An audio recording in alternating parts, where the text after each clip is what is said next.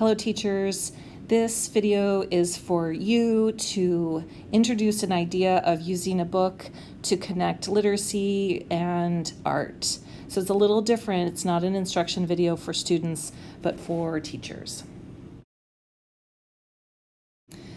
One of our awesome school librarians from Cascade Ridge shared this book with me, Journey, and it is by Aaron Becker.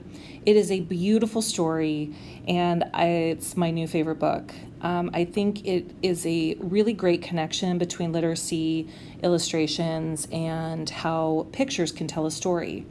There are no words in this book, and from the minute you start it, you realize color plays a huge role in the narration and the storyline throughout the book.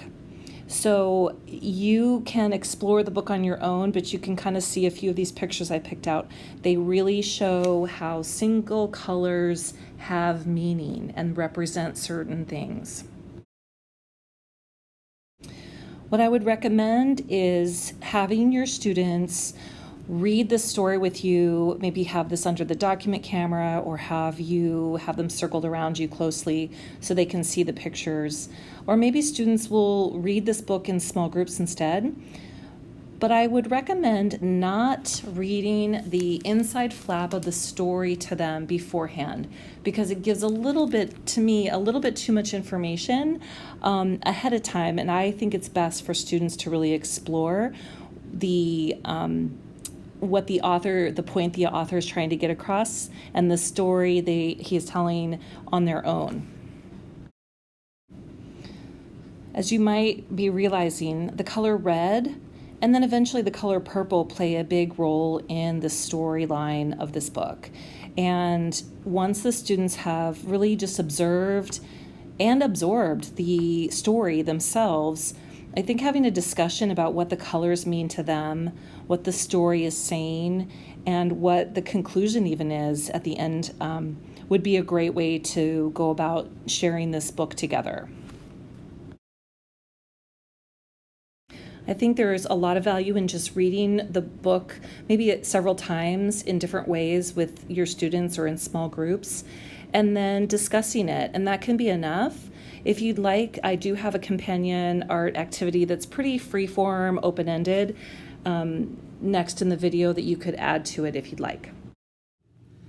I really love this book, Journey, as a great literacy and art integration book because it doesn't have any words, and it tells this beautiful story. And I think it'll be a really interesting discussion to have with your students. But right from the beginning, you notice color, and the artist and the author of this book uses color in a very distinct way in the story. And so for a companion activity, I thought it would be nice to do something where students get to explore with color on their own. And this isn't going to be any kind of finished product, but hopefully it'll be a really interesting art exercise for them. And maybe some of the things that they come up with might show up in their own writing or their own illustrations. So I think watercolor is probably the best medium to use for this project because it's easy for students to blend and see a variety of colors. You could use crayons and colored pencils are probably the next best thing, or if you have chalk. Oil pastels are harder to blend, and markers definitely any Crayola markers don't work. So watercolor would be the best bet.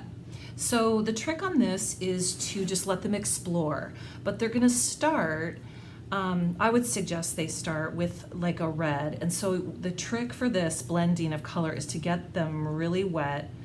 There's lots of water on the ink palette or the watercolor palette. And I just was using circles, but they could really paint in any format, but get it really wet and keep adding water. And then the next thing they're gonna do is take, kind of do the same thing with a blue and just keep adding lots of water. Kids usually don't add enough water when they do things like this. So blue would be the next, and kind of keep those separate. And when you do this with your students, they'll enjoy just doing this on their own. You can give them a few tips and then let them explore. And then when you're blending color, you get a lot of color and then you kind of bring those together.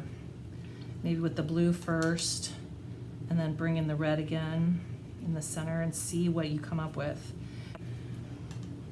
So they can keep exploring kind of off to the side if they want to try to make this is like making a nice lavender, or you can kind of see what light colors you can, they'll really just take off and explore.